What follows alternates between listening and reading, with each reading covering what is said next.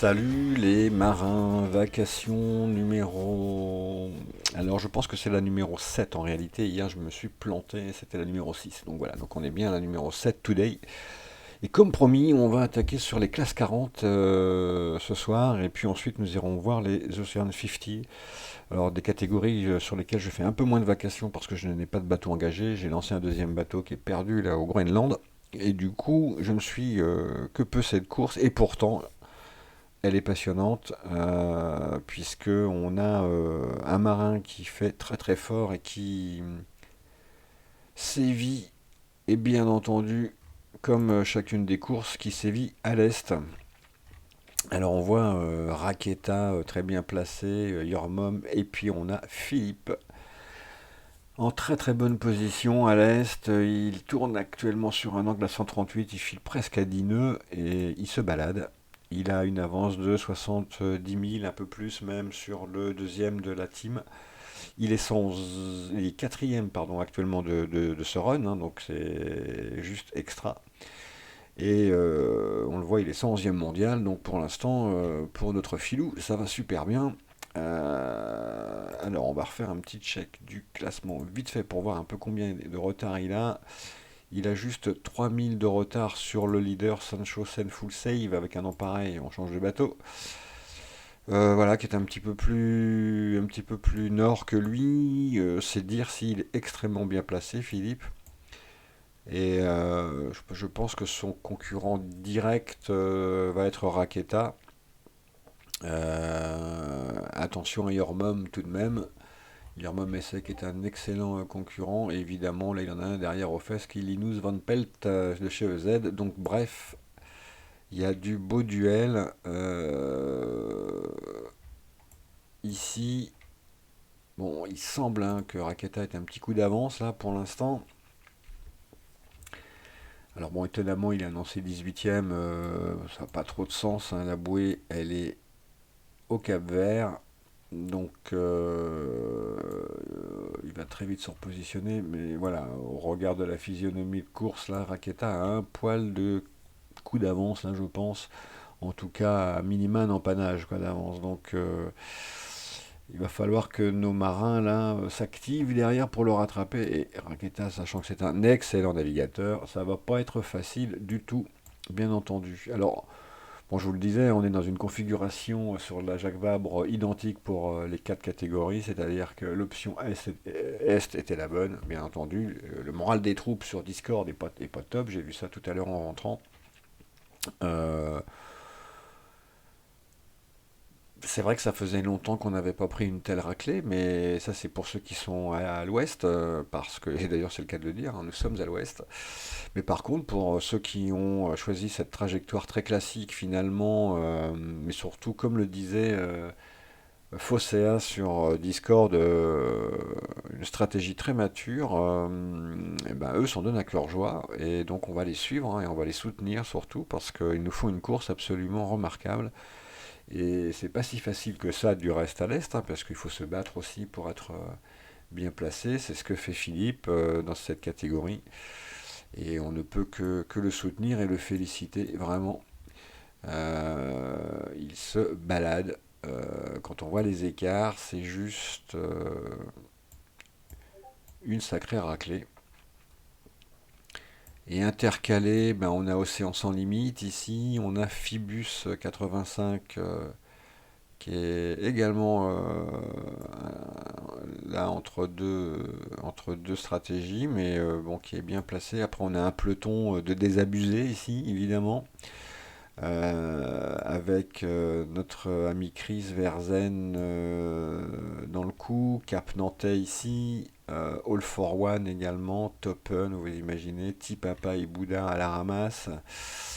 Et toute notre team, voilà, Mickey, Mich de Marolles, Armor, Scara, Sardillon, All for One, donc Thibaut qui n'a pas suivi le filou. Polochon 27 également dans cette galère. À l'ouest, Jonax, notre camarade, arrive de chez EZ. Et là aussi, Bobby Lund, Sardillon, je l'ai dit. Ghibli également dans la panade. Seb, Varom, Pilou en sème également la Gueudonne qui est également loin. Miche de Marolles, je crois que je l'ai dit, Scarra on l'a vu. GG qui s'accroche, Esquif en déroute. Bref, bon, il n'y a pas de secret, hein. Alors même si là, pour le coup, ils retouchent un peu de vent et donc ils vont, je pense, un petit peu réduire l'écart. En tête de course, ça va ralentir assez fort, hein, semble-t-il, puisque les vents vont tomber à 7 nœuds, 7-8 nœuds. Donc là, ça va un peu changer la donne, effectivement. Mais bon, je pense savoir gérer cette avance. Mais c'est vrai que là, ça va un peu chuter, mais ça va chuter aussi pour derrière. Donc voilà, au bout du bout, le Cap-Vert va pas être simple, hein, de toute façon à passer. Et quand les vents vont revenir, là, bah, c'est les premiers qui vont les toucher. Donc a priori, j'ai le sentiment que ce petit groupe-là est tranquille. Bon, faut rester concentré, bien sûr. Mais là, pour l'instant, ils se sont envolés, clairement. Alors, je sais pas, au général, combien ils sont. Alors, on va considérer que ça s'arrête à peu près. Dites-moi, j'ai du mal. Ah, voilà, à peu près là. À plus de 20 000. Alors, le 41e, on va regarder où il est, juste pour faire un petit point. Ouais, non, il est pas si mal. Il faudrait dépasser les 50 000, hein, a priori. Ah, voilà, là, quand on arrive à voilà, plus de 50, là, ça devient plus compliqué, forcément. Il y a des écarts déjà très conséquents. Là, on voit, on passe de 30 à 40 et après à 50. Alors, par exemple, lui, de chez TND, alors, ouais, alors un peu moins à la ramasse que ce groupe-là, mais déjà du retard quand même.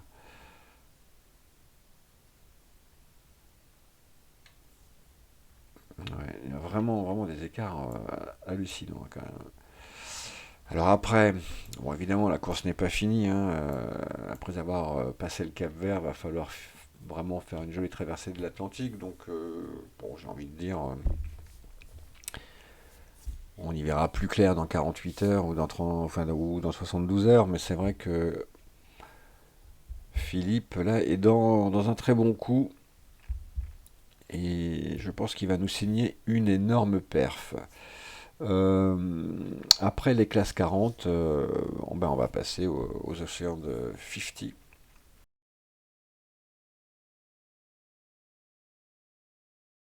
Alors, donc là, on a une flotte qui va évidemment un peu plus vite.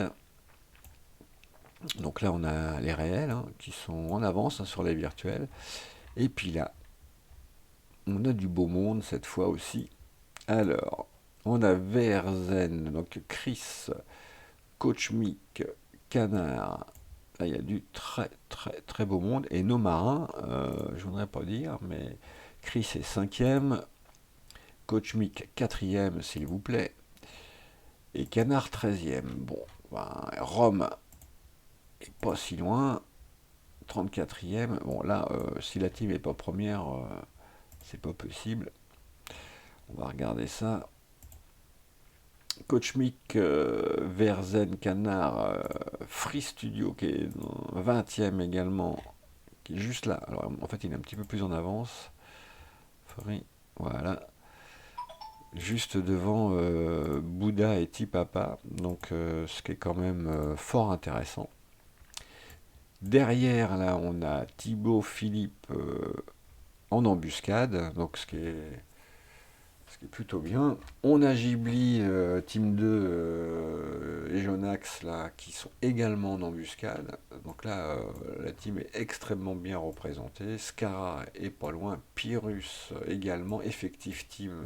Bobylone, Miche de Marolles. Enfin bref, c'est la course de la team, hein, clairement. 100 teams là-haut. 6 Sardillons, un petit peu plus loin que Comet.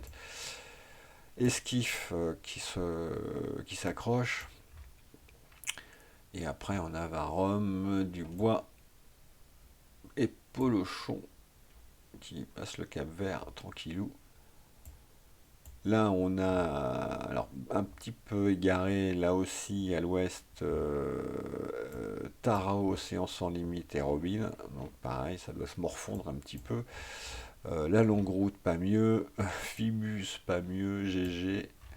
Donc là, All for One en déroute totale sur ce run, comme on l'est souvent quand on est parti à l'ouest les uns les autres. Donc on n'est pas à la noce. Mais par contre, il est clair qu'en en tête de course, là on a un groupe de filous qui s'en est bien tiré. Ce qui fait que la team doit être super bien, donc elle est évidemment première avec une avance considérable hein, sur la suite. Donc accrochez-vous les gars, parce que là ça va nous faire du bien sur cette Jacques Vabre, clairement.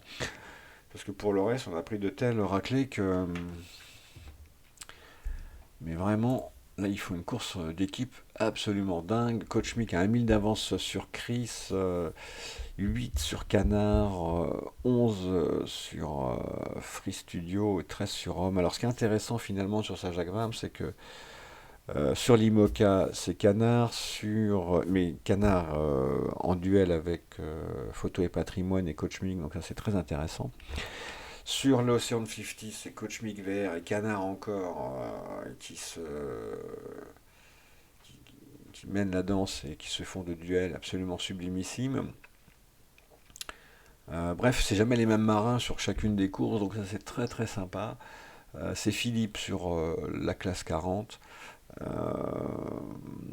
Et sur les ultimes, je crois que c'est All for One, hein, si je dis pas de bêtises. Mais en tout cas, ça part effectivement un peu enfin voilà, dans tous les sens et on partage un petit peu les performances. Donc ça c'est bien. Pour d'autres comme moi, c'est différent puisque moi je partage rien du tout. C'est que de la merde depuis le départ. Donc j'ai un moment, mais je ferai une VHF tout à l'heure sur, je sais pas, sur l'IMOCA ou l'Ultime, histoire de vous raconter un petit peu mes déboires sur cette Jacques Vabre. En tout cas, clairement, ici, on a vraiment une flotte marin impressionnante et vraiment là, ils sont, enfin, je sais, tous ceux qui font la course là, quand ils font les classements et qu'ils voient la team marin aussi bien placée, doit faire plaisir de se dire alors on a une super team. Alors c'est pour ça que c'est bien, les amis. Moi je le dis parce que je l'ai fait. Je pense que c'est plus. Mais si vous pouviez mettre un petit tiret marre comme l'a fait Verzen ou Rome ou Ghibli d'ailleurs et Jonax, enfin, c'est bien, ça permet d'identifier la team. Et du coup, rappelez-vous quand nous étions impressionnés de voir les TPN devant, ben là de voir les mares devant, ce serait pas mal non plus. Alors on a le droit à 2 changements, je crois, hein, gratos ou un seul. Après, il faut mettre ouais, 500 ou 1000 crédits, je sais plus. Enfin, c'est pas. Bon, ça fait chier toujours, surtout au prix où maintenant sont les, PD, les full pack. Mais bon, histoire de policher la carrosserie, ça serait pas mal. Voilà. Moi, je sais que je l'ai fait 3 fois déjà, que la dernière fois, ça m'a coûté 1000 crédits, mais bon, après tout.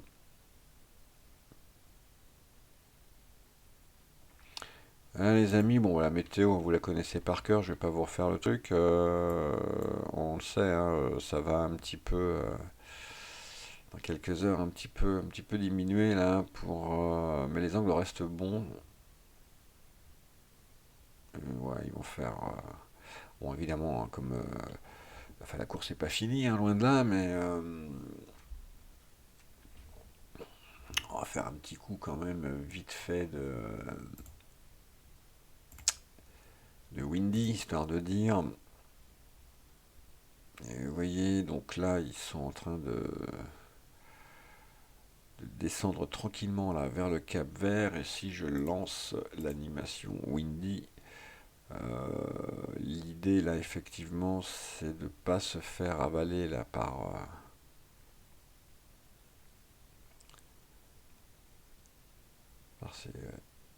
falloir vraiment bien glisser. Mais a priori ça devrait le faire. En tout cas les vents vont redevenir soutenus aux abords du Cap Vert, le contourner, remonter après. Ça devrait pas trop mal se passer je pense. Là, on a des marins quand même très très très bons devant, donc je suis vraiment pas inquiet. Mais c'est vrai que le go après vers les Antilles devrait à peu près bien se passer. Je regarde en même temps le chrono. Là, je suis à vendredi 14h, donc effectivement, je pense que là, ils tiennent le bon bout, les gars. Ils sont sur une très grosse descente en fait, hein. Là, ouais, ils vont pas. Vendredi, ils auront déjà passé la. Ouais, ils devraient avoir passé le tout, je pense, là. On est mercredi. Hmm. Au moyen quand même. Je pense qu'ils auront passé la bouée.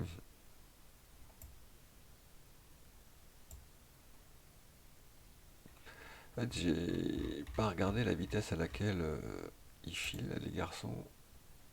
12 nœuds 5, ouais, ça cravache quand même, c'est bien. On va aller sur le bateau de notre champion, la Verzen, qui est quand même là, cinquième. Il foutu de nous ramener une nouvelle étoile, hein. Alors, il est en gros duel cette fois avec des marins de la team, donc ça c'est cool. Mais il y en a, ils sont tellement bien placés là tous qu'ils pourraient bien. On va devoir rajouter une nouvelle étoile à la team, ce serait quand même assez fort. Connaissant les loulous là, ils vont pas lâcher l'affaire, hein, même si la course est encore longue. Mais là, ils sont pas mal. Il est plutôt sympa comme petit bateau d'ailleurs. Je ne connais pas, je connaissais pas bien. Mais ah ouais, il est cool. Et ça avance bien. On était aussi bien là-dessus que sur l'ultime, hein, en fait. Voilà les amis. Je regardais là les tableaux des courses à venir pour conclure. J'ai vu qu'il y avait la route du Rhum déjà qui arrivait en décembre. Et entre-temps, alors il y a d'autres courses là, qui vont démarrer. Il y a la Globe 40 bientôt là, dans 7 jours. Il y a le record, la Jules Verne Trophy qui a démarré. Pas trop le mojo là pour le faire, pour tout vous dire. C'est une indice 1 pourtant, mais bon, les prix sont prohibitifs maintenant, donc moi je vais vraiment commencer à choisir mes courses. Et donc dans le planage, voilà, je voyais que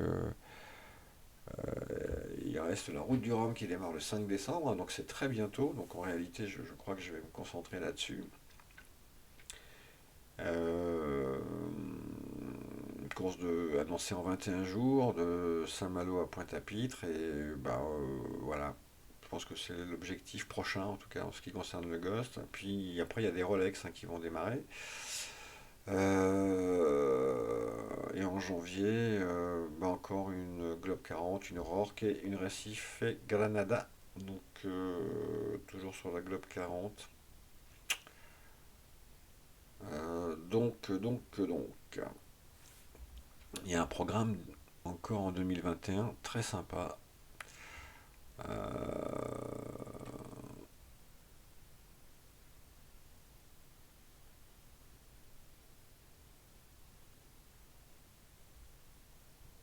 je vois qu'il y a une route du Rhum qui est annoncée déjà le 4 novembre 2022. Elle annonce tôt, hein. Bref, voilà un petit peu le programme des futures hostilités, les amis. Euh, je vous souhaite une belle soirée et je vous dis à plus tard pour une VHF sans doute. Voilà, ciao ciao.